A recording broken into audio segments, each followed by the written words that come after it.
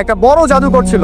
এই জাদুকরের যখন বয়সটা বুড়ো হয়ে গেল, তখন সে যে আমার তো বয়স শেষ, আমাকে একজন বালক এনে দিন, যেই বালককে আমি এসব জাদুবিদ্যা শিখিয়ে দিব। এরকম একটা ফুটফুটে সুন্দর বাচ্চাকে খুঁজে বের করা হলো। জাদুকর তাকে জ্ঞান শিখায়, সে একটু পরিণত হচ্ছে, মানে কৈশোরে পদার্পণ করলো।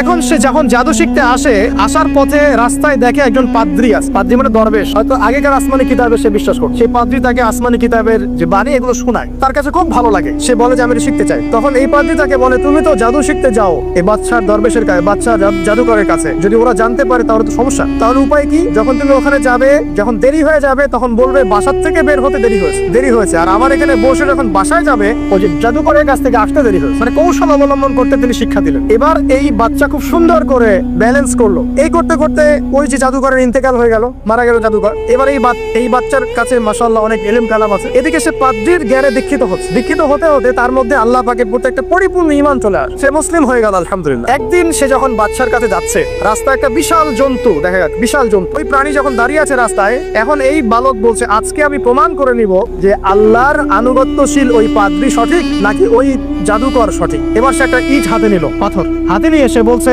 আল্লাহ তোমার কাছে যদি ওই জাদুকরের কাজের চাইতে এই পাদ্রীর কাজ বেশি পছন্দনীয় হয়, এই ইটের আঘাতে এই জন্তুকে তুমি মেরে ফেলো। এই বলেছে বিসমিল্লাহ বলে পাথর নিক্ষেপ করলো। নিক্ষেপ করার সাথে সাথেই জন্তু নেট। তখন তার আইন আল ইয়াকিন, হাক্কুল ইয়াকিন হয়ে গেল যে হ্যাঁ, আল্লাহর কাছে এই পাদ্রীর আমলই সবচেয়ে বেশি পছন্দনীয়। তার মনে কোনো সংশয় থাকলো না। এবার যখন সে রাজ দরবারে যায়, তার কাছে পেশেন্টটা, সে বলছে যে আমার চোখের সমস্যা। সে চোখে হাত দেয়, হাত দিয়ে বলে যে আপনি আল্লাহর প্রতি ঈমান নিয়ে আসেন, আমি আল্লাহর কাছে দোয়া করবো, চোখ ভালো হয়ে যাবে। এবার আস্তে আস্তে তার নাম এবং খ্যাতি ছড়িয়ে পড়তে লাগে। যেই তার কাছে আসে, সে বলে আগে মুসলিম হন, আমি দোয়া করবো, ভালো হয়ে যাবে। একদিন ওই রাজ দরবারের একজন মন্ত্রী আসছে, এবার তার চোখের সমস্যা। সে আসছে, এসে বলছে যে আমার এই চোখের সমস্যা, আমার চোখটাকে ভালো করার দরকার। সে বলছে যে আপনি আল্লাহর প্রতি ঈমান নিয়ে আসেন, আমি আল্লাহর কাছে দোয়া করবো, আপনি ভালো হয়ে যাবেন। এবার সে আলহামদুলিল্লাহ ঈমান নিয়ে আনলো এবং সে ভালো হয়ে গেল। এই ভালো হয়ে যাওয়ার পরের দিন যখন সে আবার ওই পার্লামেন্টে গিয়েছে, এবার রাজা ওকে দেখে বলছে যে তোমার তো চোখ অন্ধ ছিল, কিভাবে সেবা লাভ করলো? সে বলে না, কারণ সে আজ করছে যে বললে সমস্যা হবে। এক পর্যায়ে তাকে খুবই পিছনে দেওয়া হচ্ছে। এক পর্যায়ে সে মারের যন্ত্রণা সহ্য করতে না পারে বলে ফেললো যে ওই বাচ্চা, তার কাছে গিয়ে আমি আরোগ্য লাভ করেছি এবং সে